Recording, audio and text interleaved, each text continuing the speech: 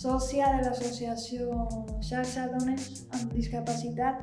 La meva funció és realitzar orientacions psicològiques i també portar a terme distints programes que estem fent en l'associació.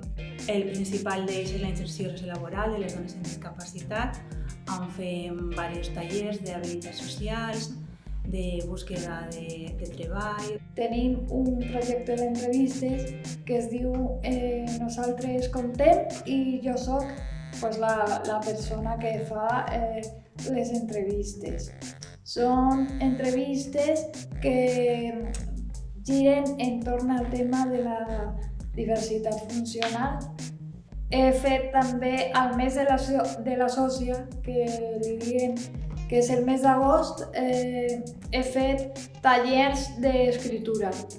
I després un dels principals programes que portem és l'empoderament de la dona amb discapacitat que ha estat víctima de violència de gènere o discriminació en algun moment de les seues vides. És interessant poder conèixer gent que ha passat per moments o coses similars o iguals a les teues i sempre trobes el recolzament de persones que han passat per situacions similars o iguals a les teues.